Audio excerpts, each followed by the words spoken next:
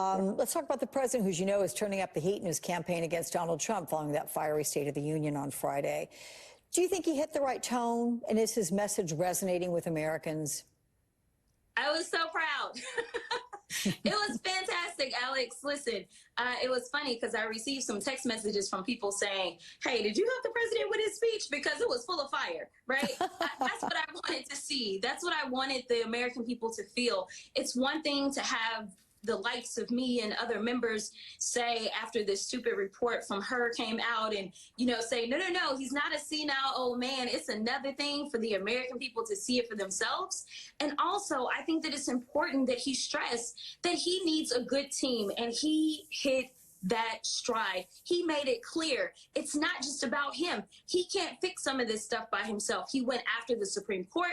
He went after the fact that the House Republicans have made this a do-nothing Congress. I thought it was absolutely phenomenal. But besides going on the attack, he also gave a vision, especially around something like housing. I was sitting there saying, oh, well, I need my $400 a month so that I can upgrade my housing situation as well. I mean, I thought he did a phenomenal job. We're looking right now at evidence of some of the many expressions of Speaker Johnson, because they were on full display, obviously, given his positioning there during the president's address. Overall, he remained quite respectful, but some Republicans were not capable of respecting his request to maintain decorum. Representative Marjorie Taylor Greene was her usual combative self, heckling President Biden soon after he stepped into that chamber. Tell me what the mood was like there, and how much did it reflect political divisions in America right now? Oh, my gosh. So I was sitting right on the other side of the aisle from, I think, in the same row as MTG.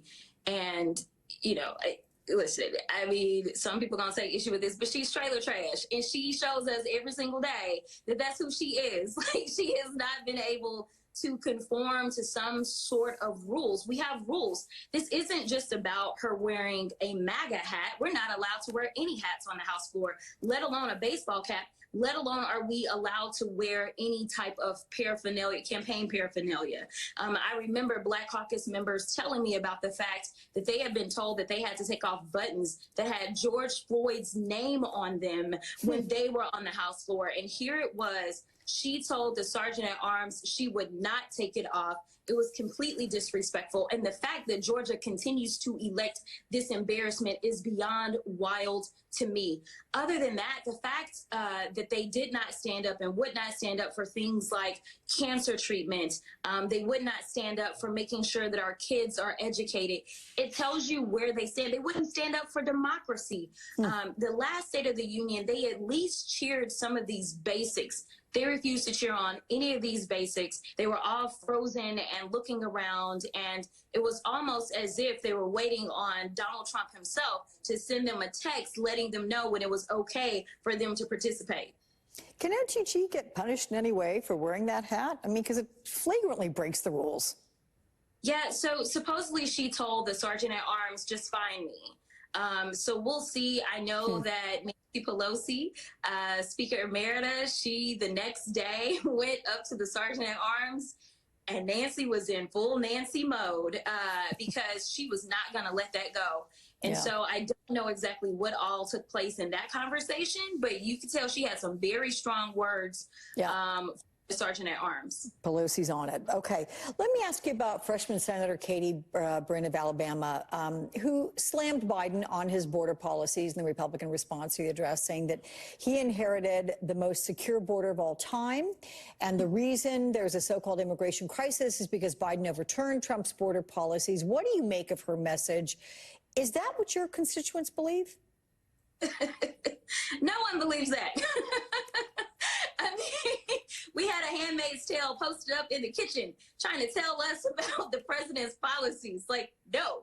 I mean, even her senior senator decided to say, well, yes, we decided to go grab a housewife. I got news for you, Tuberville. Somehow she actually has a job. It's the same as yours. She's not just a housewife anymore. I mean, these people are a joke. And, they think that if they say it, they are relying on the American people to sit there and not do their research. And, you know, I think that there's a difference between security and this immigrant crisis. And I think that there's been a conflation of the two. As it relates to security, are we hearing about dangers at the border and specifics of that? No, what we're hearing about, the only danger is usually coming from my governor going out and potentially killing migrant mothers and children as they are attempting to seek a better life. So I think we have a migrant crisis, but I don't know that there has been any evidence or proof of there being a security crisis. A security crisis looks like Hamas entering Israel on October 7th. A security crisis looks like what Russia has done to Ukraine. That is what an invasion looks like. That's what a security crisis looks like.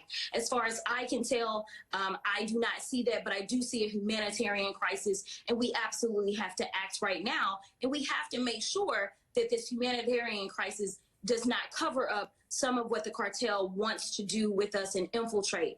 And so that's why the president's plan to make the investments at the border really matters. But the fact that they put a senator who's a woman in the kitchen to give a response and to be overly dramatic is the same joke that the Republican Party is right now.